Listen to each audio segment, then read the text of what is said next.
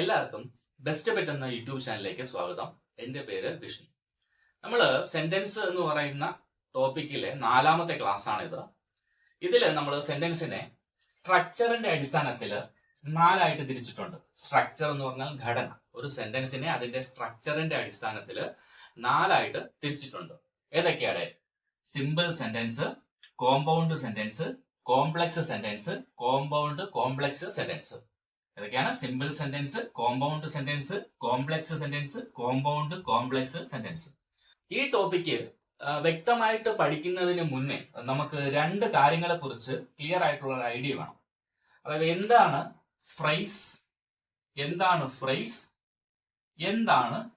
Close, എന്താണ് close. ഇതിനെക്കുറിച്ച് വ്യക്തമായിട്ടുള്ള ഒരു ഐഡിയ ഉണ്ടെങ്കിൽ നമുക്ക് ഈ ടോപ്പിക്ക് എളുപ്പത്തിൽ പഠിച്ചെടുക്കാൻ പറ്റും. അപ്പൊ എന്താണ് ഫ്രേസ്, എന്താണ് ക്ലോസ്? ഒരു സെന്റൻസിലെ ഭാഗങ്ങളാണ് ഫ്രേസും ക്ലോസും. ഒരു സെന്റൻസിന്റെ ഭാഗങ്ങളാണ് ഫ്രേസും ക്ലോസും. എന്താ ഒരു സെന്റൻസ് എന്ന് പറഞ്ഞു കഴിഞ്ഞാല് പൂർണ്ണമായ അർത്ഥം തരുന്ന ഒരു കൂട്ടം വാക്കുകളെയാണ് സെന്റൻസ് എന്ന് പറയുന്നത്. സെന്റൻസ് എന്ന് പറഞ്ഞു കഴിഞ്ഞാൽ പൂർണ്ണമായ അർത്ഥം തരുന്ന ഒരു കൂട്ടം വാക്കുകളെ നമുക്ക് എന്ത് പറയാം? സെന്റൻസ് എന്ന് പറയാം. ആ സെന്റൻസിന്റെ ഭാഗങ്ങളാണ് ഫ്രേസും ക്ലോസും. അപ്പം ഫ്രേസും ക്ലോസും ഒരു സെന്റൻസിലാണ് വരുന്നത്, സെന്റൻസിന്റെ ഭാഗങ്ങളാണ്. ഇനി ഫ്രേസ് എന്താന്ന് നോക്കാം. എ ഗ്രൂപ്പ് ഓഫ് വേർഡ്സ്, ഒരു കൂട്ടം വാക്കുകൾ. എ ഗ്രൂപ്പ് ഓഫ് വേർഡ്സ് എന്ന് പറയുമ്പോൾ ഒരു കൂട്ടം വാക്കുകൾ. അതായത് ഒരു ഫ്രേസിൽ എപ്പോഴും ഒന്നിൽ കൂടുതൽ വാക്കുകൾ കാണും. ഒരു ഫ്രേസിലല്ല എപ്പോഴും ഒന്നിൽ കൂടുതൽ വാക്കുകൾ കാണാം. രണ്ടാമത് എന്താണ്? സബ്ജക്റ്റ് വെർബ് കോമ്പിനേഷൻ വരില്ല. സബ്ജക്റ്റ് പ്ലസ് വെർബ് കോമ്പിനേഷൻ വരത്തില്ല. അതായത് ഒരു ഫ്രേസില് സബ്ജക്റ്റ് വെർബ് ഇവ രണ്ടും കൂടെ ചേർന്ന് എന്ത് ചെയ്യത്തില്ല? വരത്തില്ല. ഒരു സബ്ജക്റ്റ് വെർബ് കോമ്പിനേഷൻ വരത്തില്ല. അടുത്ത എന്താണ്? ഒരു സെന്റൻസിൽ ഒന്നിൽ കൂടുതൽ ഫ്രേസുകൾ വരാം. അപ്പൊ ഒരു സെന്റൻസ് എടുത്തു കഴിഞ്ഞാൽ അതിനകത്ത് ഒരു ഫ്രേസ് മാത്രമായിരിക്കത്തില്ല വരുന്നത്. ചിലപ്പോൾ ഒന്നിൽ കൂടുതൽ ഫ്രേസ് എന്ത് ചെയ്യാൻ വരാം, 2ഓ 3ഓ ഫ്രേസുകൾ എന്ത് ചെയ്യാം വരാം. അപ്പൊ എന്താണ്? ഒരു സെന്റൻസിന്റെ ഭാഗങ്ങളാണ് ഫ്രേസും ക്ലോസും എന്ന് പറയുന്നത്. അതിൽ ഫ്രേസ് എന്താണ്? എ ഗ്രൂപ്പ് ഓഫ് വേർഡ്സ് ആണ്. ഒരു ഫ്രേസിൽ ഒന്നിൽ കൂടുതൽ വാക്കുകൾ വരാം. സബ്ജക്റ്റ് വെർബ് കോമ്പിനേഷൻ വരത്തില്ല. ഈ ഒരു പോയിന്റ്, പ്രധാനപ്പെട്ട പോയിന്റ് ഇതാണ്. അതായത് ഒരു ഫ്രേസിൽ സബ്ജക്റ്റും വെർബും കാണത്തില്ല. പിന്നെ എന്താ? ഒരു സെന്റൻസിൽ ഒന്നിൽ കൂടുതൽ ഫ്രേസുകൾ വരാം. പ്രധാനപ്പെട്ട ഫ്രേസുകൾ ഏതൊക്കെയാന്ന് നോക്കാം. Types of phrases. 1. Noun phrase, verb phrase, adjective phrase, adverb phrase, prepositional phrase. ഏതൊക്കെയാണ്? Noun phrase, verb phrase, adjective phrase, adverb phrase, prepositional phrase. അപ്പോ ഈ ഫ്രേസിനെ കുറിച്ച് നമ്മൾ വിശദമായിട്ട് അറിയണമെങ്കിൽ പാർട്സ് ഓഫ് സ്പീച്ച് എന്ന് പറയുന്ന ഭാഗമുണ്ട്. ആ ടോപ്പിക്ക് പഠിച്ചതിന് ശേഷം നമുക്ക് ഈ ഒരു ടോപ്പിക്ക് പഠിക്കാം. എങ്കിൽ മാത്രം കുറച്ചും കൂടെ ക്ലിയർ ആവത്തുള്ളൂ. ഓക്കെ, നിങ്ങൾ തൽക്കാലത്തേക്ക് മെയിൻ ആയിട്ടും ഇത്രയും ടൈപ്പ് ഫ്രേസസ് ഉണ്ടെന്ന് ഏതൊക്കെയാണ്? Noun phrase, verb phrase, adjective phrase, adverb phrase, prepositional phrase. എന്താണ് ക്ലോസ്? എന്ന് പറഞ്ഞു കഴിഞ്ഞാൽ? ക്ലോസ് എന്ന് പറഞ്ഞു കഴിഞ്ഞാൽ ഇതിനെ നമ്മൾ സാധാരണ ഉപവാക്യം എന്നാണ് പറയുന്നത്. ഉപവാക്യം, മലയാളത്തിൽ ഉപവാക്യം എന്നാണ് പറയുന്നത് ക്ലോസ്. ഇവിടെ നോക്കിയേ, സബ്ജക്റ്റ് വെർബ് കോമ്പിനേഷൻ വരുന്ന ഒരു കൂട്ടം വാക്കുകളെ ക്ലോസ് എന്ന് പറയുന്നു. എന്താണ്? സബ്ജക്റ്റ് പ്ലസ് വെർബ് കോമ്പിനേഷൻ വരുന്ന ഒരു കൂട്ടം വാക്കുകളെ നമ്മൾ എന്തെന്ന് പറയുന്നു? ക്ലോസ് എന്ന് പറയുന്നു. അല്ലെങ്കിൽ subject plus auxiliary verb plus main verb, ഈ ഒരു കോമ്പിനേഷനിലായാലും വരാം. സബ്ജക്റ്റ് കഴിഞ്ഞ് auxiliary verb plus main verb, ഇങ്ങനത്തെ ഈ ഒരു കോമ്പിനേഷൻ വരുന്ന ഒരു കൂട്ടം വാക്കുകളെ നമ്മൾ എന്തെന്ന് പറയാം? ക്ലോസ് എന്ന് പറയാം. അപ്പൊ ഫ്രേസും ക്ലോസും തമ്മിലുള്ള പ്രധാന വ്യത്യാസം എന്താന്ന് വെച്ച് കഴിഞ്ഞാല്, ഫ്രേസിൽ സബ്ജക്റ്റ് ഓക്സിലറി വെർബ് ആ ഒരു കോമ്പിനേഷൻ കാണത്തില്ല. എന്നാൽ ക്ലോസിൽ എന്ത് കാണും? സബ്ജക്റ്റ് ഓക്സിലറി വെർബ് അല്ലെങ്കിൽ സബ്ജക്റ്റ് പ്ലസ് വെർബ്, ഈ ഒരു കോമ്പിനേഷൻ കാണും. അപ്പൊ നിങ്ങൾ ഒരു സെന്റൻസ് കിട്ടിക്കഴിഞ്ഞാൽ അതിൽ സബ്ജക്റ്റും വെർബും ഉണ്ടെങ്കിൽ അതൊരു ക്ലോസ് ആണ്. ആ ഒരു സെന്റൻസ് ക്ലോസ് ആണ്. Identify the phrase. ഈ സെന്റൻസ് 3 സെന്റൻസ് ഇവിടെ എഴുതിയിട്ടുണ്ട്. ഇതിൽ നിന്നും ഫ്രേസ് ഐഡന്റിഫൈ ചെയ്യാനാണ് പറഞ്ഞിരിക്കുന്നത്. നോക്കിയേ, ഹി എന്ന് പറയുന്നത് ഇതിലെ സബ്ജക്റ്റ് ആണ്. ഇത് പ്രൊനൗൺ ആണ്. ഇതിലെ സബ്ജക്റ്റ് ആണ്. റാൻ, ഓടി എന്നുള്ളത് ഇതിലെ വെർബാണ്. സബ്ജക്റ്റ് പ്ലസ് വെർബ് ആ ഒരു കോമ്പിനേഷൻ വന്നുകൊണ്ട് ഇതൊരു ക്ലോസ് ആണ്.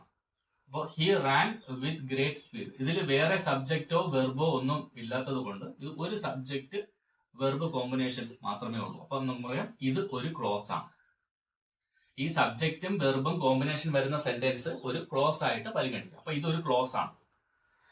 നമുക്ക് എങ്ങനെ ഫ്രൈസിനെ കണ്ടുപിടിക്കുക? ഇതിൽ ഫ്രൈസിനെ എങ്ങനെ കണ്ടുപിടിക്കുക? ഇതിൽ നിന്ന് സാധാരണഗതിയിൽ നമുക്ക് ഈ സബ്ജക്റ്റും വെർബും ഒരിക്കലും എന്തിന്റെ ഭാഗമാവത്തില്ല, ഫ്രൈസിന്റെ ഭാഗമാവത്തില്ല. അപ്പൊ ഇത് രണ്ടും നമുക്ക് ഒഴിവാക്കാമല്ലോ. ഹി റാൻ എന്നുള്ളത് നമ്മൾ മാറ്റിക്കഴിഞ്ഞാല് പിന്നെ എന്താ കിട്ടും? നമുക്കിവിടെ വിത്ത് ഗ്രേറ്റ് സ്പീഡ് എന്ന് പറയുന്ന വേർഡ് കിട്ടും. വിത്ത് ഗ്രേറ്റ് സ്പീഡ് എന്ന് പറയുന്ന വേർഡ് കിട്ടും. ഇതിനെ നമുക്ക് ഫ്രൈസ് എന്ന് പറയാം. ഇതിനെ നമുക്ക് ഫ്രൈസ് എന്ന് പറയാം.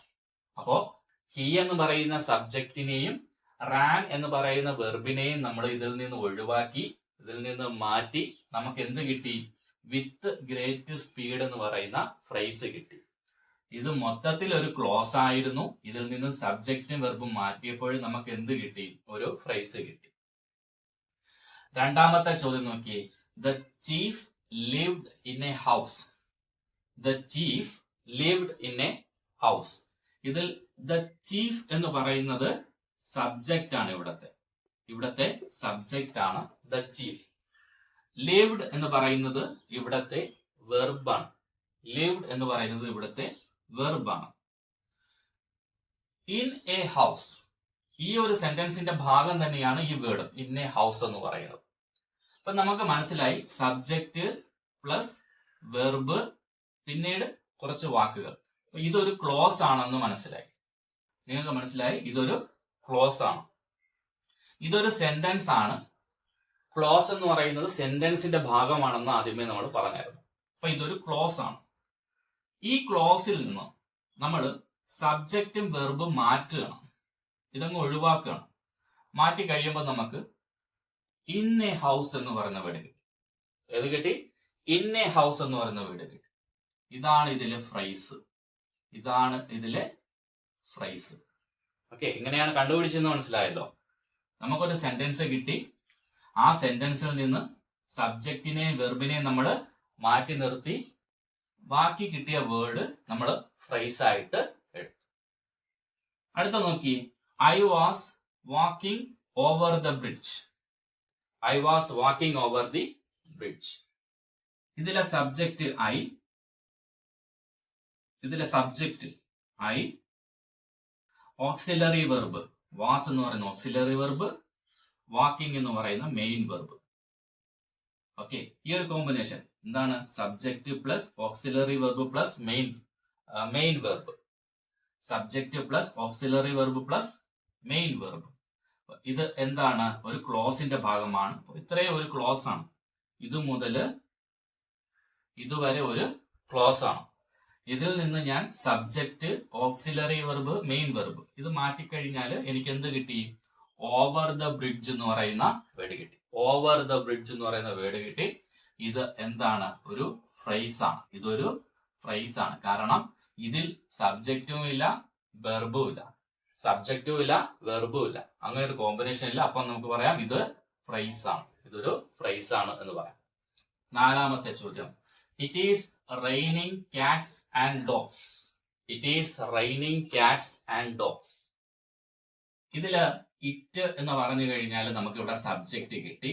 ഇറ്റ് എന്ന് പറയുന്ന സബ്ജക്റ്റ് കിട്ടി. പ്ലസ് ഈസ് എന്ന് പറയുന്ന ഓക്സിലറി വെർബ് കിട്ടി. ഈസ് എന്ന ഓക്സിലറി വെർബ് കിട്ടി. പ്ലസ് റെയിനിങ് എന്ന് പറയുന്ന മെയിൻ വെർബ് കിട്ടി. റെയിനിങ് എന്ന് പറയുന്ന മെയിൻ വെർബ് കിട്ടി. അപ്പോ subject, auxiliary verb, main verb ഇത് നമുക്ക് ഒരു ക്ലോസിന്റെ ഭാഗമാണെന്ന് മനസ്സിലായി. അപ്പോൾ ഇത് മുതൽ ഇതുവരെ ഈ ഒരു സെന്റൻസ് ഒരു ക്ലോസ് ആണ്. ഇതിൽ നിന്ന് നമുക്ക് എങ്ങനെ ഫ്രൈസ് കണ്ടുപിടിക്കാം? Cats and dogs. It is raining cats and dogs. Cats and dogs നോക്കിയേ. Cats and dogs subject verb combination ഉണ്ടോ ഇതിൽ? കാറ്റ്സ് ആൻഡ് ഡോഗ്സ് എന്ന് പറയുന്നത് സബ്ജക്റ്റ് വെർബ് കോമ്പിനേഷൻ ഇല്ല. അപ്പൊ നമുക്ക് പറയാം ഇത് ഒരു ഫ്രൈസ് ആണ്. ഇതെന്താണ്? ഫ്രൈസ് ആണ്. അപ്പോ it is raining cats and dogs. ശക്തമായി മഴ പെയ്യുന്നു എന്നാണ് ഇതിന്റെ അർത്ഥം, ഈ ഫ്രൈസിന്റെ അർത്ഥം. നോക്കിയേ, അഞ്ചാമത്തെ ചോദ്യം നോക്കിയേ. You should go right now. You should go right now. ഇതിൽ യു എന്ന് പറയുന്നത് സബ്ജക്റ്റ് ആണ്. ഷുഡ് സബ്ജക്ട്, യു എന്ന് പറയുന്ന സബ്ജക്ട് പ്ലസ് ഷുഡ് എന്ന് പറയുന്ന ഓക്സിലറി വെർബ് വന്നു ഇവിടെ, പ്ലസ് ഗോ എന്ന് പറയുന്ന മെയിൻ വെർബ് വന്നു. Subject, auxiliary verb, main verb. അപ്പൊ വന്നു കഴിഞ്ഞാൽ ഇതൊരു ക്ലോസ് ആണെന്ന് മനസ്സിലായി. അപ്പൊ ഈ സെന്റൻസ് മൊത്തത്തിൽ ഒരു ക്ലോസ് ആണെന്ന് മനസ്സിലായി. ഇതിൽ നിന്ന് ഫ്രേസ് എങ്ങനെ നമുക്ക് മാറ്റാം? ഇതിലെ subject, auxiliary verb, main verb എന്ന് പറയുന്ന ഈ ഒരു ഭാഗം ഞാൻ ഇതിൽ നിന്ന് മാറ്റി കഴിയുമ്പോൾ എനിക്കിവിടെ റൈറ്റ് നൗ എന്ന് പറയുന്ന വേർഡ് കിട്ടും. റൈറ്റ് നൗ എന്ന് പറയുന്ന വേർഡ് കിട്ടും. ഇത് ഇവിടെ ഫ്രേസ് ആണ്. ഇത് ഇതിലെ ഫ്രേസ് ആണ് എന്ന് മനസ്സിലാക്കുക. ഇനി ഇത്രയും നേരം നമ്മൾ ചെയ്ത എക്സാമ്പിളുകളുടെ ഒരു പ്രത്യേകത എന്താണെന്ന് വെച്ച് കഴിഞ്ഞാല് സബ്ജക്റ്റിന്റെ പാർട്ടില് എന്തില്ലായിരുന്നു? ഒരു ഫ്രേസ് വന്നിട്ടില്ലായിരുന്നു. ഇതൊന്ന് നോക്കിയേ. To become a doctor. To become a doctor. ഇതാണ് ഇവിടുത്തെ subject. To become a doctor. Is. ഇവിടെ ഞാൻ സബ്ജക്റ്റ് എന്ന് എഴുതുകയാണ്. ഈസ് എന്ന് പറയുന്ന ഇവിടെ ഇത് മെയിൻ വെർബായിട്ട് വരും. ഇവിടെ ഈസ് എന്ന് പറയുന്നത് മെയിൻ വെർബാണ്. My ambition. My ambition. ഇത് അതിന്റെ ബാലൻസ് വരുന്ന ഭാഗമാണ്. ഇവിടെ നോക്കിയേ. ഇവിടെ സബ്ജക്റ്റ് ആയിട്ട് വരുന്ന ഒരു വേർഡ് അല്ല വന്നിരിക്കുന്നത്. ഒന്നിൽ കൂടുതൽ വാക്കുകൾ വന്നിട്ടുണ്ട് സബ്ജക്റ്റ് ആയിട്ട്. ഇവിടെ എങ്ങനെയാണ്? ഇവിടെ ടു ബിക്കം എ ഡോക്ടർ എന്ന് പറയുന്ന ഒരു കൂട്ടം വേർഡുകളാണ് വന്നിരിക്കുന്നത്. ഒന്നിൽ കൂടുതൽ വാക്കുകൾ സബ്ജക്റ്റിന്റെ ഭാഗമുണ്ട്. അപ്പൊ നമുക്ക് ഇത് ഫ്രേസ് ആണ്. സബ്ജക്റ്റിന്റെ ഈ ഭാഗം ഫ്രേസ് ആണ്. അപ്പൊ ഇത് നൗൺ ഫ്രേസ് ആണ്. ഇതിനെക്കുറിച്ച് ഡീപ്പായിട്ട് നമുക്ക് എന്ത് ചെയ്യാം? ഫ്രേസ് എന്ന് പറയുന്ന ടോപ്പിക്ക് പഠിപ്പിക്കുമ്പോൾ ഇതിനെ കുറിച്ച് വിശദമായിട്ട് എന്ത് ചെയ്യാം? ടൈപ്സ് വെച്ചിട്ട് നമുക്ക് തൽക്കാലം നിങ്ങൾ ചെയ്യാനുള്ളത് ഒരു ക്ലോസിൽ നിന്നും ഫ്രേസിനെ എന്ത് ചെയ്യുക? മാറ്റിയെടുക്കുക. ഇവിടെ ടു ബിക്കം എ ഡോക്ടർ എന്ന് പറയുന്നത് ഫ്രേസ് ആണ്. ഓക്കെ. ഈസ് എന്ന് പറയുന്ന മെയിൻ വെർബ്. കാരണം ഇതിന്റെ കൂടെ ഒരു വെർബ് ഇല്ല. അപ്പോ ഇതെല്ലാം നൗണിന്റെ ഭാഗമാണ്, സബ്ജക്റ്റിന്റെ ഭാഗമാണ് ഈ പറയുന്ന വാക്കുകൾ എല്ലാം. അപ്പൊ ഇതൊരു ഫ്രേസ് ആണ്. ഇവിടെ നോക്കിയേ. ഇതില് ഈ മെയിൻ വെർബ് കഴിഞ്ഞിട്ട് ബാക്കി മൈ അംബീഷൻ എന്ന് പറയുന്നത് മൈ അംബീഷൻ. ഇതോ എന്താണ്? ഇവിടെ ഫ്രേസ് ആണ്. മൈ അംബീഷൻ ഫ്രേസ് ആണ്. അപ്പൊ ഈ സെന്റൻസിൽ രണ്ട് ഫ്രേസ് വന്നിട്ടുണ്ട്. ഇത് ഏത് ടൈപ്പ് ഫ്രേസ് ആണ്, ഇതിന്റെ പേരെന്താണ് എന്ന് നമുക്ക് തൽക്കാലം നോക്കണ്ട. തൽക്കാലം നിങ്ങൾ ഫ്രേസ് എങ്ങനെ കണ്ടുപിടിക്കാമെന്ന് നോക്കിയാൽ മതി. ഇവിടെ നോക്കി മൈ അംബീഷൻ എന്ന് പറയുന്നത് ഫ്രേസ് ആണ്. അപ്പൊ ഒരു സെന്റൻസിൽ ഒന്നിൽ കൂടുതൽ ഫ്രേസുകൾ എന്ത് ചെയ്യാം? വരാം. ഇവിടെ ആദ്യവും ഫ്രേസ് വന്നിട്ടുണ്ട്, പിന്നെ വെർബിന് ശേഷവും എന്ത് ചെയ്തിട്ടുണ്ട്? ഒരു ഫ്രേസ് വന്നിട്ടുണ്ട്. ഈ സെന്റൻസ് നോക്കിയേ. ഏഴാമത്തെ sentence. I met an old front on the way. I met an old front on the way. I എന്ന് പറയുന്നത് ഇവിടുത്തെ സബ്ജക്റ്റ് ആണ്. ഇതിന്റെ കൂടെ വേറെ വേർഡുകളൊന്നുമില്ല. അപ്പൊ ഇതൊരു ഫ്രേസ് അല്ല, സിംഗിൾ ആയിട്ട് വന്നിരിക്കുകയാണ് ഐ എന്ന് പറയുന്ന വേർഡ്. മെറ്റ് കണ്ടുമുട്ടി. ഇത് വെർബാണ്. ഇത് വെർബാണ്. അപ്പൊ സബ്ജക്റ്റ് പ്ലസ് വെർബ് കോമ്പിനേഷൻ വന്നു. അപ്പൊ ഇതൊരു ക്ലോസ് ആണെന്ന് മനസ്സിലായി. ഈ സെന്റൻസ് ഒരു ക്ലോസ് ആണ്. ഇനി ഇതിൽ നിന്ന് നമുക്ക് ഫ്രേസ് കണ്ടുപിടിക്കാം. ഇത് നമ്മൾ ഒഴിവാക്കി കഴിഞ്ഞാൽ എന്ത് കിട്ടും നമുക്ക്? An old front on the way. അപ്പൊ ഇതിൽ നോക്കിയേ. ഇതിൽ നമുക്ക് രണ്ട് ഫ്രേസ് കിട്ടി. ആൻ ഓൾഡ് ഫ്രണ്ട് എന്ന് പറയുന്ന ഫ്രേസും കിട്ടി, ഓൺ ദി വേ എന്ന് പറയുന്ന ഫ്രേസും കിട്ടി. അപ്പൊ ഇതിനകത്ത് ഇതും ഫ്രേസ് ആണ്, ഇതും ഫ്രേസ് ആണ്. ഓൺ ദി വേ ഇതും ഫ്രേസ് ആണ്, ഇതും ഫ്രേസ് ആണ്. നമുക്കിനി ക്ലോസിനെ കുറിച്ച് നോക്കാം. എന്താ ക്ലോസ് എന്ന് പറഞ്ഞാല്? ക്ലോസ് എന്ന് പറഞ്ഞു കഴിഞ്ഞാല് എ ഗ്രൂപ്പ് ഓഫ് വേർഡ്സ് ആണ്. A group of words. ഒരു കൂട്ടം വാക്കുകളാണ് ക്ലോസ് എന്ന് പറയുന്നത്. അതിൽ എന്ത് കാണും? സബ്ജക്റ്റ് വെർബ് കോമ്പിനേഷനിൽ വരുന്ന ഒരു കൂട്ടം വാക്കുകൾ. സബ്ജക്റ്റ് വെർബ് കോമ്പിനേഷനിൽ വരുന്ന ഒരു കൂട്ടം വാക്കുകളെ നമുക്ക് എന്തെന്ന് പറയാം? ക്ലോസ് എന്ന് പറയാം. അല്ലെങ്കിൽ subject plus auxiliary verb plus main verb, ഈ കോമ്പിനേഷനിൽ വരുന്ന ഒരു കൂട്ടം വാക്കുകൾ. അപ്പോ ഒരു കൂട്ടം വാക്കുകളിൽ subject, auxiliary verb, main verb, അല്ലെങ്കിൽ സബ്ജക്റ്റ് പ്ലസ് വെർബ്, ഇങ്ങനെ ഒരു കോമ്പിനേഷൻ വന്നു കഴിഞ്ഞാൽ നമുക്കതിനെ ക്ലോസ് എന്ന് പറയാം. ഇതിനെന്ത് പറയാം? ക്ലോസ് എന്ന് പറയാം. ഈ ക്ലോസിനെ നമ്മൾ രണ്ടായിട്ട് തിരിച്ചിട്ടുണ്ട്. എന്തൊക്കെയാ? പൂർണ്ണമായ അർത്ഥം തരുന്ന വാക്യം, പൂർണ്ണമായ അർത്ഥം തരാത്ത വാക്യം. ഈ ക്ലോസിനെ നമ്മൾ രണ്ടായിട്ട് തിരിച്ചിട്ടുണ്ട്. പൂർണ്ണമായി അർത്ഥം തരുന്ന വാക്യങ്ങളും പൂർണ്ണമായ അർത്ഥം തരാത്ത ക്ലോസുകളും. ഇവിടെ നോക്കിയേ, പൂർണ്ണമായ അർത്ഥം തരുന്ന ക്ലോസിനെ നമ്മൾ മെയിൻ ക്ലോസ് എന്ന് പറയും. പൂർണ്ണമായ അർത്ഥം തരുന്ന ക്ലോസിനെ നമ്മൾ എന്തെന്ന് പറയും? മെയിൻ ക്ലോസ് എന്ന് പറയും. Main clause. പൂർണ്ണമായ അർത്ഥം തരാത്ത ക്ലോസിനെ സബോർഡിനേറ്റ് ക്ലോസ് എന്ന് പറയും.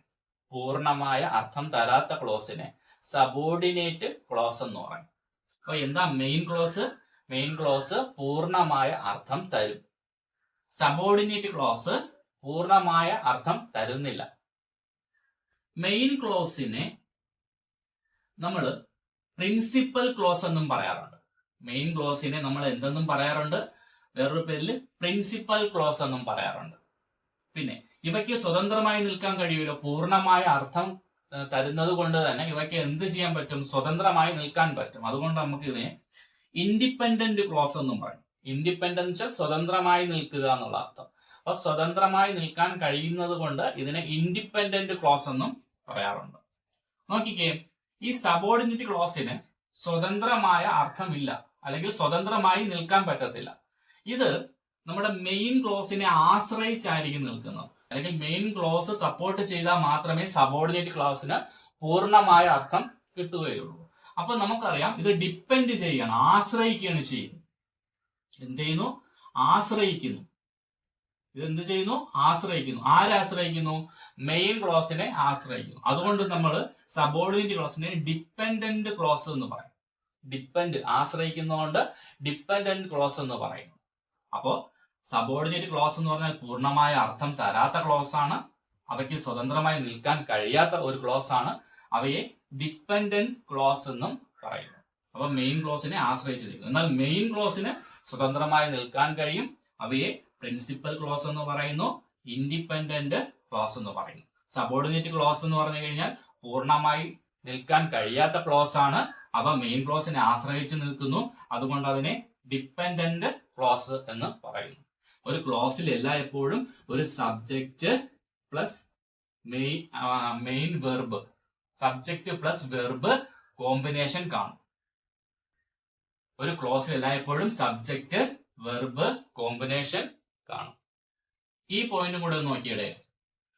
കൺജങ്ഷൻ വരുന്ന ക്ലോസ് എപ്പോഴും സബോർഡിനേറ്റ് ക്ലോസ് ആയിരിക്കും. കൺജങ്ഷൻസ് വരുന്ന ക്ലോസ് എപ്പോഴും സബോർഡിനേറ്റ് ക്ലോസ് ആയിരിക്കും. അതായത് ഇപ്പോ കൺജങ്ഷൻസിന് ചില ഉദാഹരണമാണ് if, unless, although, because, when, that, etcetera. Okay, ഏതൊക്കെയാണ്? If, unless, although, because, when, that. ഇതൊക്കെ കൺജങ്ഷൻസിന് ഉദാഹരണമാണ്. അപ്പൊ എവിടെയെങ്കിലും കൺജങ്ഷൻസ് വന്നു കഴിഞ്ഞാൽ, ഒരു സെന്റൻസിൽ കൺജങ്ഷൻ കണ്ടു കഴിഞ്ഞാൽ ആ കൺജങ്ഷൻ ഏത് സെന്റൻസിലാണോ വരുന്നത് അത് സബോർഡിനേറ്റ് ക്ലോസ് ആയിരിക്കും. കാരണം കൺജങ്ഷൻസ് വരുമ്പോൾ അതിന് പൂർണ്ണമായ അർത്ഥം എന്ത് ചെയ്യുന്നില്ല? തരുന്നില്ല. ഓക്കെ, ക്ലിയർ ആയി? അപ്പൊ ഒരു സെന്റൻസിൽ കൺജങ്ഷൻ വന്നു കഴിഞ്ഞാൽ അത് ഏത് ക്ലോസ് ആയിരിക്കും? സബോർഡിനേറ്റ് ക്ലോസിന് ഉദാഹരണമായിരിക്കും. ഏതൊക്കെയാ കൺജങ്ഷൻസ്? ചില കൺജങ്ഷൻസ് ഇതൊക്കെയാണ്: if, unless, ആൽദോ, because, when, that, etcetera. ഒരു സെന്റൻസിന്റെ അല്ലെങ്കിൽ ഒരു ക്ലോസിന്റെ അവസാനം ഒരിക്കലും കൺജങ്ഷൻ വരത്തില്ല. ഇപ്പൊ നിങ്ങൾ രണ്ട് സെന്റൻസ് എഴുതുകയാണെങ്കിൽ ഒരു ക്ലോസിന്റെ അവസാനം കൺജങ്ഷൻ വരത്തില്ല. കൺജങ്ഷനിലായിരിക്കും ഒരു ക്ലോസ് തുടങ്ങുന്നത്. ഇപ്പൊ രണ്ട് ക്ലോസുകൾക്ക് മധ്യഭാഗത്തായാണ് കൺജങ്ഷൻ വരുന്നതെങ്കിൽ കൺജങ്ഷന് തുടങ്ങുന്ന ക്ലോസ് ആയിരിക്കും സബോർഡിനേറ്റ് ക്ലോസ്. ഇപ്പൊ രണ്ട് സെന്റൻസ് തരികയാണ്. അപ്പൊ ആദ്യം ഒരു സെന്റൻസ്, നടുക്ക് കൺജങ്ഷൻ, രണ്ടാമതൊരു സെന്റൻസ്.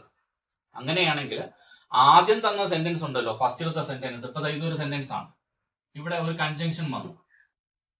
ഓക്കെ, ഒരു സെന്റൻസ് വന്നിട്ടുണ്ട്. അപ്പൊ ഒരു സെന്റൻസ്, ഒരു കൺജങ്ഷൻ, പിന്നെ വേറൊരു സെന്റൻസ് വന്നു എന്ന് വിചാരിച്ചു. അങ്ങനെയാണെങ്കിൽ ഈ കൺജങ്ഷൻ വരുന്നത് ഈ രണ്ടാമത്തെ സെന്റൻസിന്റെ ഭാഗമായിട്ട് കണക്കാക്കണം. കൺജങ്ഷൻ എപ്പോഴും ഈ രണ്ടാമത്തെ സെന്റൻസിന്റെ ഭാഗമായിട്ട് കണക്കാക്കണം. ഇത് സബോർഡിനേറ്റ് ക്ലോസ് ആയിരിക്കും. ഇത് സബോർഡിനേറ്റ് ക്ലോസും ഈ കൺജങ്ഷന് തൊട്ട് മുന്നേ കിടക്കുന്നത് മെയിൻ ക്ലോസുമായിട്ട് കണക്കാക്കണം. അപ്പോൾ കൺജങ്ഷൻ ഏത് സെന്റൻസിലാണോ അല്ലെങ്കിൽ ഏത് ക്ലോസിലാണോ വരുന്നത് അത് സബോർഡിനേറ്റ് ക്ലോസ് ആയിരിക്കും. രണ്ട് ക്ലോസുകളുടെ നടുക്കാണ് കൺജങ്ഷൻ വരുന്നതെങ്കിൽ കൺജങ്ഷന് ശേഷമുള്ള ക്ലോസിന്റെ ഭാഗമായിട്ട് നമ്മൾ ആ കൺജങ്ഷനെ കണക്കാക്കണം. ഈ ചോദ്യം നോക്കിയേ, identify main clause and subordinate close. തന്നിരിക്കുന്ന സെന്റൻസിൽ മെയിൻ ക്ലോസും സബോർഡിനേറ്റ് ക്ലോസും ഐഡന്റിഫൈ ചെയ്യാനാണ് പറഞ്ഞിരിക്കുന്നത്. ഒന്നാമത്തെ ചോദ്യം, if he comes I will go. If he comes I will go. ഇതിൽ നോക്കിയേ കൺജങ്ഷൻ വന്നിട്ടുണ്ട്. ഇഫ് എന്ന് പറയുന്ന കൺജങ്ഷൻ വന്നിരിക്കുന്നത് ഈ ക്ലോസിലാണ്. അപ്പോ ഇത് കൺജങ്ഷൻ വന്നിരിക്കുന്നത് കൊണ്ട് ഇത് ഏത് ക്ലോസാണ്? ഇത് സബോർഡിനേറ്റ് ക്ലോസ് ആണ്. ഇത് സബോർഡിനേറ്റ് ക്ലോസ് ആണ്. ഐ വിൽ ഗോ ഇത് മെയിൻ ക്ലോസ് ആണ്. MC എന്നല്ല മെയിൻ ക്ലോസ്.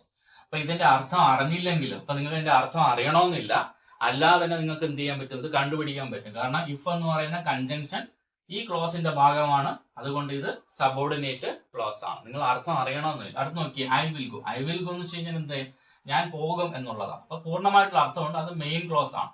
നമുക്ക് അർത്ഥം അറിഞ്ഞില്ലെങ്കിൽ കൂടി നമുക്ക് എന്ത് ചെയ്യാൻ പറ്റും, ഇങ്ങനെ കണ്ടുപിടിക്കാൻ പറ്റും. കൺജങ്ഷൻ വരുന്ന ക്ലോസ് സബോർഡിനേറ്റ് ക്ലോസ്. ഇവിടെ നോക്കിയേ രണ്ടാമത്തെ ചോദ്യം, unless you work hard you cannot succeed in life. അപ്പൊ unless you work hard you cannot succeed in life. ഇതില് ഏത് ക്ലോസിലാണ് കൺജങ്ഷൻ വന്നിരിക്കുന്നത്? ഇതില് ഏത് ക്ലോസിലാണ് കൺജങ്ഷൻ വന്നിരിക്കുന്നത്? അൺലെസ് എന്ന് പറയുന്ന ഈ കൺജങ്ഷൻ വന്നിരിക്കുന്നത് യു വർക്ക് ഹാർഡ് എന്ന് പറയുന്ന ഈ ഒരു ക്ലോസിലാണ് അല്ലെ. Unless you work hard. അപ്പോ നമുക്ക് പറയാം ഇത് ഏതാണ്? സബോർഡിനേറ്റ് ക്ലോസ് ആണ്. സബോർഡിനേറ്റ് ക്ലോസ് ആണ്. U cannot succeed in life. ഈ രണ്ടാമത് കിടക്കുന്ന ഈ ക്ലോസ് ഏതാ? ഈ സെന്റൻസ് ഏതാ? ഇത് മെയിൻ ക്ലോസ് ആണ്. ഇത് മെയിൻ ക്ലോസ് ആണ്. അപ്പൊ കൺജങ്ഷൻ ആയ അൺലെസ് കൺജങ്ഷൻ വന്നു. കൺജങ്ഷൻ വന്ന ഇത് സബോർഡിനേറ്റ് ക്ലോസും you cannot succeed in life എന്ന് പറയുന്നത് മെയിൻ ക്ലോസ്. മൂന്നാമത്തെ ചോദ്യം നോക്കിയേ, he stayed inside because it was raining. He stayed inside because it was raining. ഇതിൽ കൺജങ്ഷൻ എവിടെയാ വന്നിരിക്കുന്നത്? ബിക്കോസ് എന്ന് പറയുന്ന ഈ കൺജങ്ഷൻ മധ്യഭാഗത്തായിട്ടാണ്, നടുക്കാണ് വന്നിരിക്കുന്നത് അല്ലെ. കൺജങ്ഷൻ ഒരിക്കലും ഒരു സെന്റൻസിന്റെ അല്ലെങ്കിൽ ഒരു ക്ലോസിന്റെ അവസാനം വരികയില്ല. കൺജങ്ഷൻ ഒരിക്കലും ഒരു ക്ലോസിന്റെ അവസാനം വരികയില്ല, ഒരു ക്ലോസിന്റെ ആദ്യമായിരിക്കും വരുന്നത്. അപ്പോ ഈ ബിക്കോസ് എന്ന് പറയുന്ന കൺജങ്ഷൻ ഏത് ക്ലോസിന്റെ ഭാഗമാണ്? ഇറ്റ് വാസ് റെയിനിങ് എന്ന് പറയുന്ന ഈ ക്ലോസിന്റെ ഭാഗമാണ്. അപ്പൊ നമുക്കറിയാം ഇവിടെ കൺജങ്ഷൻ ഏത് ഭാഗമാണോ അത് സബോർഡിനേറ്റ് ക്ലോസ്. അപ്പൊ ഇത് കൺജങ്ഷൻ ആണ്, ഇതെന്താണ്? സബോർഡിനേറ്റ് ക്ലോസ് ആണ്. സബോർഡിനേറ്റ് ക്ലോസ് ആണ്. പൂർണ്ണമായിട്ടുള്ള അർത്ഥം എന്ത് ചെയ്തില്ല, തരുന്നില്ല. ഇവിടെ നോക്കിയേ, അതിന് തൊട്ടു മുന്നേ ഹി സ്റ്റേഡ് ഇൻസൈഡ്. ഇതിന് പൂർണ്ണമായ അർത്ഥമുണ്ട്. ഈ സ്റ്റേഡ് ഇൻസൈഡ് ഇത് മെയിൻ ക്ലോസ് ആണ്.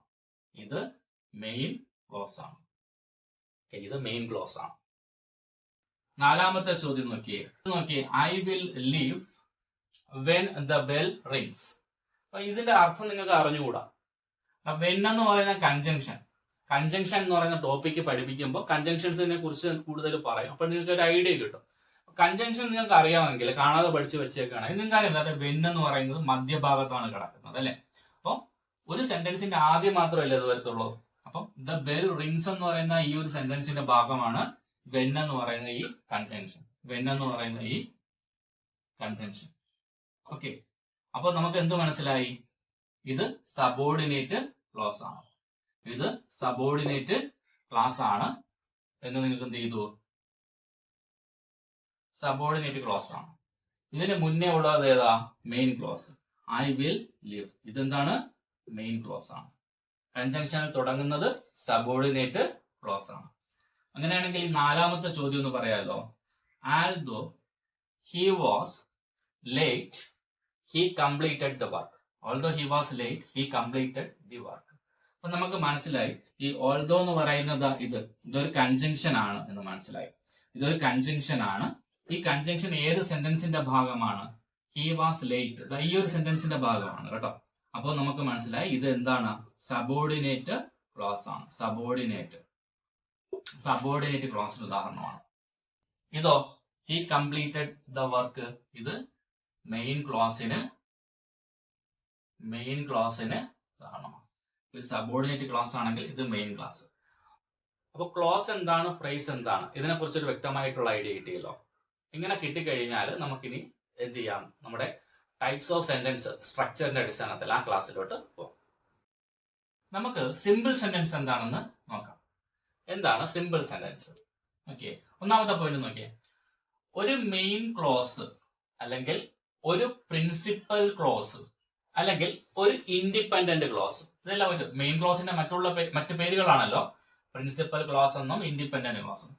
ഒരു മെയിൻ ക്ലോസ് മാത്രം വന്നു കഴിഞ്ഞാൽ അതിന് നമ്മൾ സിമ്പിൾ സെന്റൻസ് എന്ന് പറയും. അപ്പൊ സിമ്പിൾ സെന്റൻസ് എന്ന് പറഞ്ഞു കഴിഞ്ഞാൽ അതിൽ ഒരു മെയിൻ ക്ലോസ് മാത്രമേ കാണൂ, അല്ലെങ്കിൽ ഒരു പ്രിൻസിപ്പൽ ക്ലോസ് മാത്രമേ കാണൂ, അല്ലെങ്കിൽ ഒരു ഇൻഡിപെൻഡന്റ് ക്ലോസ് മാത്രമേ കാണത്തുള്ളൂ. മനസ്സിലായി? അപ്പോ ഒരു മെയിൻ ക്ലോസ് മാത്രമുള്ള സെന്റൻസിനെ നമുക്ക് എന്തെന്ന് പറയാം? സിമ്പിൾ സെന്റൻസ് എന്ന് പറയാം. രണ്ടാമത്തെ പോയിന്റ് നോക്കിയേ.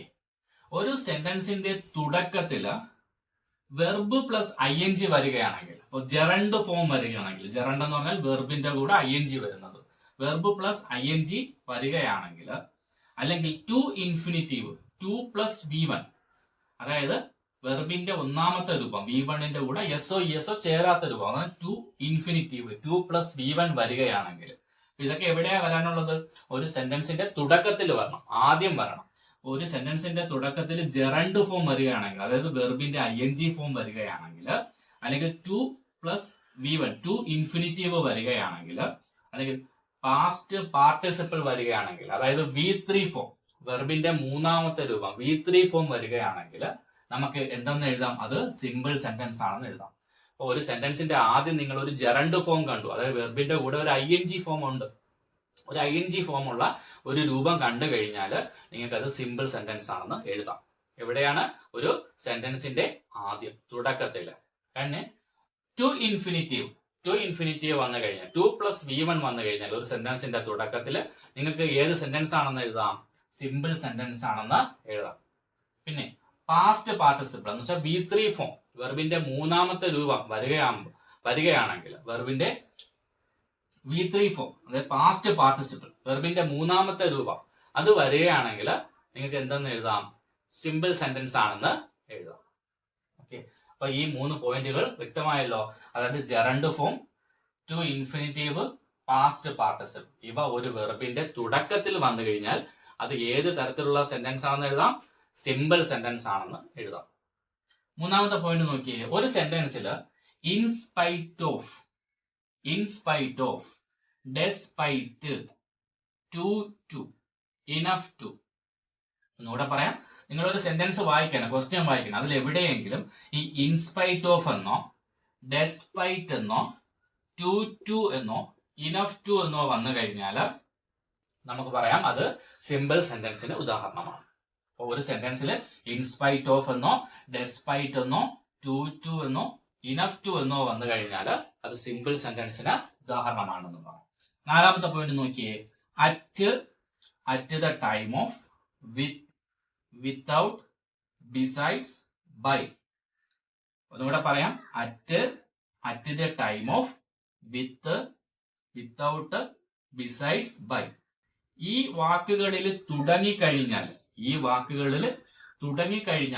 നിങ്ങൾക്ക് ധൈര്യമായിട്ട് എഴുതാം അത് ഏത് സെന്റൻസ് ആണ്? സിമ്പിൾ സെന്റൻസിന് ഉദാഹരണമാണ്. ഒന്നുകൂടെ പറയാം. At the time of, without, besides, by എന്നീ വാക്കുകളിൽ ഒരു സെന്റൻസ് തുടങ്ങിക്കഴിഞ്ഞാൽ അത് എന്തിന് ഉദാഹരണമാണ്? സിമ്പിൾ സെന്റൻസിന് ഉദാഹരണമാണ്. രണ്ടാമത്തെ ടൈപ്പ് സെന്റൻസ് ആണ് compound sentence. Okay, compound sentence എന്ന് പറഞ്ഞു കഴിഞ്ഞാൽ 2 or more മെയിൻ ക്ലോസസ്, 2 അതിലധികമോ മെയിൻ ക്ലോസുകൾ വരുന്ന സെന്റൻസുകളെ കോമ്പൗണ്ട് സെന്റൻസ് എന്ന് പറയും. 2 അതിലധികമോ മെയിൻ ക്ലോസുകൾ വരുന്ന സെന്റൻസുകളെ കോമ്പൗണ്ട് സെന്റൻസ് എന്ന് പറയും. 2 or more മെയിൻ ക്ലോസസ്. രണ്ടാമത്തെ പോയിന്റ് നോക്കി. കോർഡിനേറ്റിംഗ് കൺജങ്ഷൻസ് ഉപയോഗിച്ച് നമുക്ക് എന്ത് ചെയ്യാം? കോമ്പൗണ്ട് സെന്റൻസുകൾ രൂപീകരിക്കാം. കോർഡിനേറ്റിംഗ് കൺജങ്ഷൻസ്, ഇതിന് ഒരു ഷോർട്ട് കട്ട് ഉണ്ട്. ഒരു കോഡ് ഉണ്ട്, ഫാൻ ബോയ്സ് എന്ന് പറയുന്ന ഒരു കോഡ്. ഫാൻ ബോയ്സ് എന്ന് പറയുന്ന ഒരു കോഡ് മിക്കപ്പോഴും നിങ്ങൾക്ക് അറിയാവുന്ന കോഡായിരിക്കും ഈ ഫാൻ ബോയ്സ് എന്ന് പറയുന്നത്. അതായത് എഫ് എന്ന് പറഞ്ഞു കഴിഞ്ഞാൽ ഫോർ, എ എന്ന് പറഞ്ഞാൽ ആൻഡ്, എൻ എന്ന് പറഞ്ഞാൽ നോർ. എന്താണ്? എഫ് എന്ന് പറഞ്ഞാൽ ഫോർ, എ എന്ന് പറഞ്ഞാൽ ആൻഡ്, എൻ എന്ന് പറഞ്ഞാൽ nor. B but, O or, Y yet, S സോയും വരാം, സ്റ്റില്ലും വരാം. So, still. അപ്പൊ ഏതൊക്കെയാണ് ഫാൻ ബോയ്സ് എന്ന് പറയുന്ന കോഡിൽ ഏതൊക്കെയാ വരുന്നത്? F for, A and, N nor, B but, O or, Y yet, S so അല്ലെങ്കിൽ സ്റ്റിൽ. അപ്പൊ ഒരു സെന്റൻസിൽ നിങ്ങൾ ഇതിൽ ഏതെങ്കിലും ഒരു കൺജങ്ഷൻ കണ്ടു കഴിഞ്ഞാൽ ഫോറോ, ആൻഡോ, നോറോ, ബട്ടോ, ഓർ, യെറ്റ്, സോ, സ്റ്റിൽ, ഇവ ഏതെങ്കിലും ഒരു കൺജങ്ഷൻ കണ്ടു കഴിഞ്ഞാൽ കോമ്പൗണ്ട് സെന്റൻസ് എന്ന് എഴുതാം. കോമ്പൗണ്ട് സെന്റൻസ് എന്ന് എഴുതാം. അപ്പൊ ഒന്നുകൂടെ പറയാം. എന്താണ്? Two or more main clauses, രണ്ടോ അതിലധികമോ മെയിൻ ക്ലോസുകൾ ഉള്ള സെന്റൻസുകളെ നമ്മൾ കോമ്പൗണ്ട് സെന്റൻസ് എന്ന് പറയുന്നു. കോർഡിനേറ്റിംഗ് കൺജങ്ഷൻസ് ആയ ഈ ഫാൻ ബോയ്സ് ഉപയോഗിച്ച് നമുക്ക് എന്ത് ചെയ്യാം? കോമ്പൗണ്ട് സെന്റൻസുകൾ രൂപീകരിക്കാം. ഫാൻ ബോയ്സിന്റെ കോഡ് അറിയാലോ. F for, A and, N nor, B but, O or, Y yet, S so, still. മൂന്നാമത്തെ പോയിന്റ് നോക്കിയേ. മൂന്നാമത്തെ പോയിന്റ്, ഒരു സെന്റൻസിൽ നിങ്ങൾ either or, neither nor, not only but also, both and. ഇവിടെ പറയാം. Either or, neither nor, not only but also, both and. ഇവയിൽ ഏതെങ്കിലും കണ്ടു കഴിഞ്ഞാൽ അത് കോമ്പൗണ്ട് സെന്റൻസ് ആണ്. ഏതാണ്? Either or, neither nor, not only but also, both and. ഇവയിൽ ഏതെങ്കിലും വന്നു കഴിഞ്ഞാൽ അത് ഏത് സെന്റൻസ് ആണ്? കോമ്പൗണ്ട് സെന്റൻസിന് ഉദാഹരണമാണ്. നാലാമത്തെ പോയിന്റ് നോക്കിയേ. ഒരു സെന്റൻസിൽ നിങ്ങൾ hence, as well as, moreover, nevertheless, otherwise, therefore. ഒന്നുകൂടെ പറയാം. Hence, as well as, moreover, nevertheless, otherwise, therefore. ഇവ കണ്ടു കഴിഞ്ഞാൽ, ഈ വേർഡുകൾ വന്നു കഴിഞ്ഞാലും നിങ്ങൾക്ക് എഴുതാം കോമ്പൗണ്ട് സെന്റൻസ് ആണ് എന്ന് എഴുതാം. കോമ്പൗണ്ട് സെന്റൻസ് ആണ്. ഓക്കെ. അഞ്ചാമത്തെ point, and but or. And but or ഈ കൺജങ്ഷൻസ് ഉപയോഗിക്കുമല്ലോ. നമുക്കറിയാം ഫാൻ ബോയ്സ് എന്ന് പറയുന്ന ആ കൺജങ്ഷന്റെ കോഡ് അറിയാലോ. ഈ ആൻഡിനും ബട്ടിനും ഓറിനും പകരം ചില സമയങ്ങളിൽ സെമി കോളൻ. സെമി കോളൻ എന്ന് പറഞ്ഞാൽ ഈ കുത്തും കോമയും, ഒരു കുത്തും കോമയും, സെമി കോളൻ ഉപയോഗിച്ചിട്ടും നമുക്ക് എന്ത് ചെയ്യാം? Compound sentence. ചിലപ്പോ ഈ ആൻഡ്, ബട്ട്, ഓർ ഈ കൺജങ്ഷൻസ് എഴുതേണ്ട സ്ഥലമായിരിക്കും. പക്ഷെ അവിടെ അവയ്ക്ക് പകരം അവരെന്ത് യൂസ് ചെയ്യും? ഈ ഒരു കുത്തും കോമയും, സെമി കോളൻ യൂസ് ചെയ്യും. അങ്ങനെ സെമി കോളൻ കണ്ടു കഴിഞ്ഞാൽ നിങ്ങൾക്ക് ഏതെന്ന് എഴുതാം? കോമ്പൗണ്ട് സെന്റൻസ് എന്ന് എഴുതാം. അപ്പൊ ഒന്നും കൂടെ പറയാം. Either or, neither nor, not only but also, both and ഇവ വന്നു കഴിഞ്ഞാലും, പിന്നെ hence, as well as, moreover, nevertheless, otherwise, therefore ഇവ വന്നു കഴിഞ്ഞാലും നിങ്ങൾ ഏത് സെന്റൻസ് എന്ന് എഴുതണം? കോമ്പൗണ്ട് സെന്റൻസ് എന്ന് എഴുതണം. ഇനി നോക്കിയേ. ആൻഡ്, ബട്ട്, ഓർ എന്നീ കൺജങ്ഷൻസ് ഉപയോഗിക്കുന്നതിന് പകരം ചില സമയങ്ങളിൽ ആ സെന്റൻസിൽ എന്ത് ഉപയോഗിക്കാം? സെമി കോളൻ, ഒരു കുത്തും കോമയും സെമി കോളൻ ഉപയോഗിച്ചും എന്ത് ചെയ്യാം? കോമ്പൗണ്ട് സെന്റൻസുകൾ. അപ്പൊ ഇന്നത്തെ ക്ലാസ്സിൽ നമ്മൾ സിമ്പിൾ സെന്റൻസും കോമ്പൗണ്ട് സെന്റൻസും ആണ് ഡിസ്കസ് ചെയ്തത്. അപ്പൊ ഈ കോൺസെപ്റ്റ് എന്ത് ചെയ്യുക? ഒരു നോട്ട്ബുക്കിൽ എഴുതിയെടുക്കുക, ഇത് റിവിഷൻ ചെയ്യുക, വൃത്തിയായിട്ട് പഠിക്കുക, ബൈഹാർട്ട് ചെയ്യുക. ഇനി ഇത് മനസ്സിൽ നല്ലതുപോലെ ഉറയ്ക്കണമെങ്കിൽ ഒരുപാട് മോഡൽ ക്വസ്റ്റ്യനും പ്രീവിയസ് ക്വസ്റ്റ്യൻസും ചെയ്യപ്പെടും. ഈ ടോപ്പിക് കംപ്ലീറ്റ് ചെയ്തതിനു ശേഷം ഇനി ഒരു 2 ടൈപ്പ് സെന്റൻസും കൂടെ ഉണ്ട്. അതും കൂടെ കംപ്ലീറ്റ് ചെയ്തതിന് ശേഷം ഇതുമായി ബന്ധപ്പെട്ട് PSC ചോദിച്ചിട്ടുള്ളതും മോഡൽ ക്വസ്റ്റ്യൻസും നമുക്ക് എന്ത് ചെയ്യാം? വർക്കൗട്ട് ചെയ്യാം. അപ്പൊ അങ്ങനെ വർക്കൗട്ട് ചെയ്യുന്നതിലൂടെ ഇതിൽ നിന്ന് എന്ത് ചെയ്യാൻ പറ്റും? നിങ്ങൾക്ക് ഫുള്ള് മാർക്ക് സ്കോർ ചെയ്യാൻ പറ്റും. ഈ ടോപ്പിക്കിൽ നിന്ന് ഒരു മാർക്ക് പോലും മിസ്സാവാതെ സ്കോർ ചെയ്യാൻ പറ്റും.